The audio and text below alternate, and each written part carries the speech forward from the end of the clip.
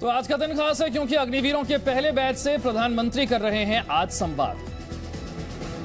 चुनौतियां जिसका जिक्र आप भी कर रहे हैं सामरिक लिहाज से, उससे निपटने में अग्निवीर बेहतर ढंग से काम कर पाएंगे, क्योंकि फिटनेस और साथ ही साथ टेक्नोलॉजी से किस तरह से ये जो यंग जनरेशन है वो जुड़ती है, उस लिहाज से प्रशिक्षण दिया जा रहा है इस बैच को। बिल्कुल, देखिए, और एवरेज एज जो है सेना का वो घटाना एक बड़ा मकसद था।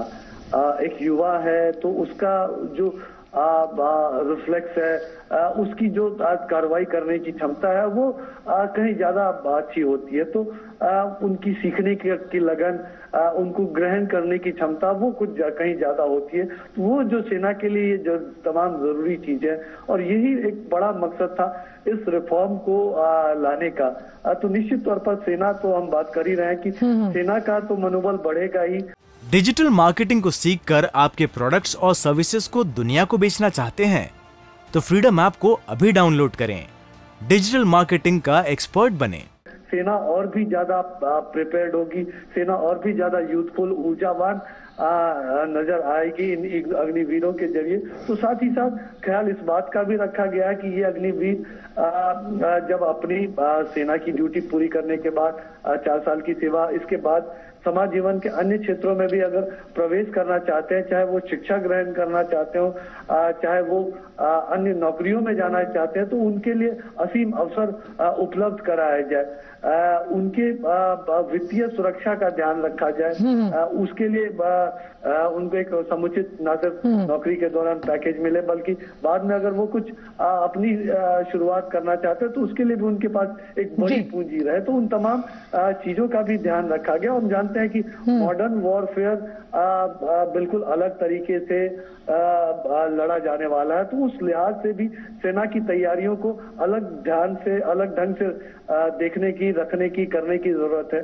तो उस लिहाज से, लेकिन निश्चित तौर पर आज पीएम मोदी जब सीधे संवाद कर रहे हैं इन अग्निवीरों से, तो आप सोचिए किस तरह से इनका हौसला भी बुलंद हो रहा होगा, और पीएम मोदी का संदेश लेकर वो किस तरह से सेना में अपनी सेवा देने वाले। बिल्कुल, तो हायर जो स्किल्ड वर्कफोर्स है जिसका जिक्र लगातार प्रधानमंत्री करते हैं, उस लिहाज से अग्निवीरों के पहले बैच से जो संवाद प्रधानमंत्री कर रहे हैं, ऊर्जा का नया मंत्र दे रहे हैं, वो अपने आप में बेहद अहम। बहुत बहुत शुक्रिया सुधाकर इन तमाम जानकारियों को हमसे साझा करने के लिए। और फिलहाल इस बुलेटिन में इतना ही, दीजिए इजाजत, नमस्कार।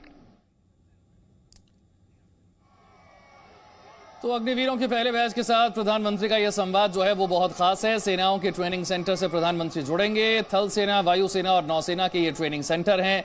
200 उम्मीदवारों का इसके लिए चयन किया गया है। जम्मू कश्मीर से पहला बैच है। 30 आर्मी सेंटरों में ट्रेनिंग हो रही है।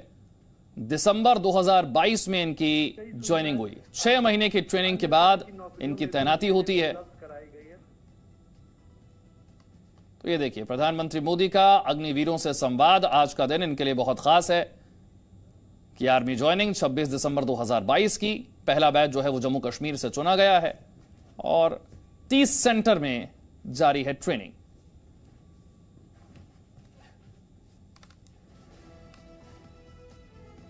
सेनाओं के ट्रेनिंग सेंटर से जुड़ाव का यह मौका और प्रधानमंत्री से सीधे संवाद का यह मौका है।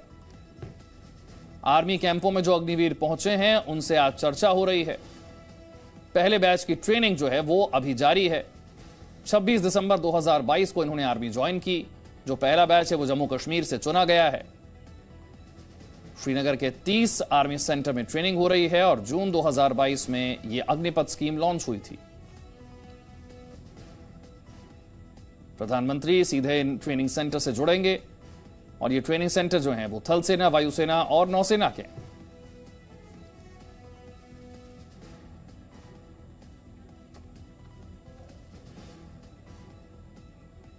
डिजिटल मार्केटिंग को सीखकर आपके प्रोडक्ट्स और सर्विसेज को दुनिया को बेचना चाहते हैं तो फ्रीडम ऐप को अभी डाउनलोड करें।